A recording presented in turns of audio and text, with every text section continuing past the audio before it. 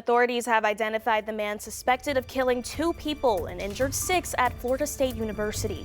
More about him as the investigation is underway. And this weekend marks 30 years since the Oklahoma City bombing. A look back at the victims and how an entire community is preparing to honor their memory. Covering news where you live. This is 5 News at noon.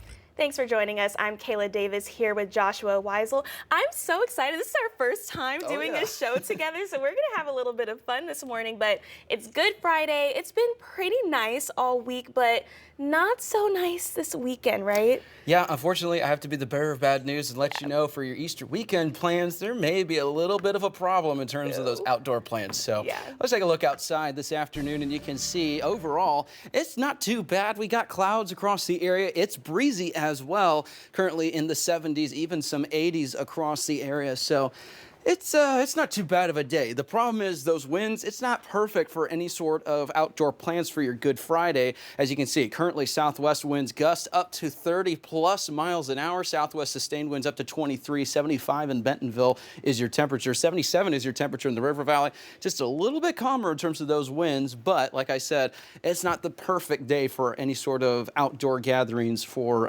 Good Friday, especially if you're trying to squeeze in an early Easter egg hunt if you're not sure about this weekend. Wind gusts across the area. We've seen some gusts up to 30, 35 miles an hour at times, currently sustained between 10 to 20 miles an hour. So overall, it is a breezy day across the area. If you have any sort of outdoor plans, those clouds are going to remain across the area, same with those winds. But as we head into this evening, we're going to be watching for the potential of maybe some showers and thunderstorms. Now, this will be mainly isolated before midnight. It's not the main round, but if we see any activity like that, maybe on the stronger side at times. So we're keeping an eye on that. We'll let you know the very latest. We're going to be tracking the full forecast for your Easter weekend. So if you have any sort of plans, you want to stay tuned for the full details, not only for the noon show, but later on today as well. All right, Joshua, investigators are still trying to piece together why students were forced to flee for their lives in yet another school shooting. This one happened at Florida State University on Thursday. Two people were killed and 6 others were injured. The alleged shooter is now in custody. CBS News' Skylar Henry is in Tallahassee with the latest. Video appears to show the shooter walking across Florida State's campus Thursday afternoon, with people sprinting away as he opened fire. The only thing that came in my head was run. Holden Mendez said he was walking and listening to music when he heard shots ring out. I hightailed it out of there, ran through the Union, pointed at multiple people on the way, started yelling, "Call 911, there's an active shooter." Heavily armed police raced to the campus, encountering victims as they responded to the scene. 2 people, neither of them students, died. 6 others were hospitalized. Students who had taken shelter in lockdown classrooms were later led to safety with their hands up. FSU police responded immediately, engaged, neutralized, and apprehended the shooter. Law enforcement identified the suspected shooter as 20-year-old FSU student Phoenix Eichner, the stepson of a Leon County Sheriff's Deputy, Jessica Eichner, who was named Employee of the Month last March. He allegedly used a handgun that was previously her service weapon. He has been steeped in the Leon County Sheriff's Office family, engaged in a number of training programs that we have. So it's not a surprise to us that he had access to weapons. I was in shock. I was like, I know this kid. FSU sophomore Laney Montgomery grew up in the same neighborhood as the gunman. They went to middle and high school together. Our cameras were there as police went to his childhood home. He was very isolated. He was just very odd. I don't believe he had many friends. In the wake of Thursday's shooting, FSU canceled classes through the end of the week, and its president promised to support students through what he called a deeply emotional time. We're a strong and united community. We're family. And so we'll take care of all of you. And we'll get through this together. As of late Thursday evening, police say the 6 victims who are in the hospital were listed in fair condition. So 2 is Eichner. Now, we spoke with 2 of Eichner's former classmates who say that he used to go by Christian Erickson. As of now, it is unclear as to why he changed his name to Phoenix Eichner. Skylar Henry, CBS News, Tallahassee, Florida.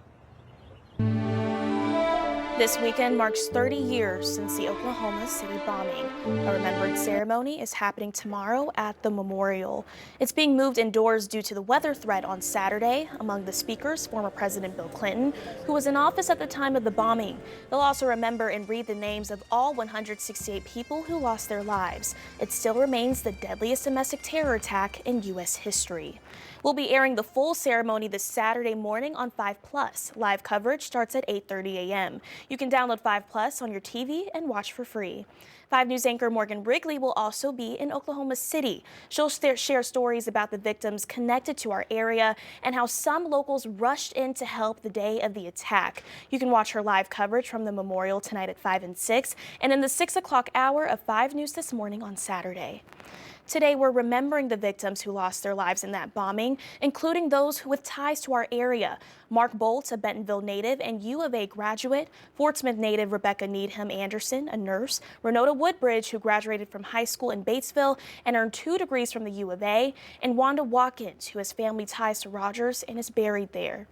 Secretary of State Marco Rubio signaled the U.S. could walk away from trying to broker a Russia-Ukraine peace deal if progress isn't made soon. Secretary Rubio made the comments leaving France, where he traveled for negotiations with European counterparts. Meanwhile, Senator Chris Van Hollen returns from El Salvador today, where he traveled to try and secure the release of Kilmar Abrego Garcia. The Maryland Democrat posted pictures of a meeting with Abrego Garcia, who's being held in a notorious prison after an administrative error led to his deportation. The Supreme Court says it will weigh in on President Trump's efforts to end birthright citizenship.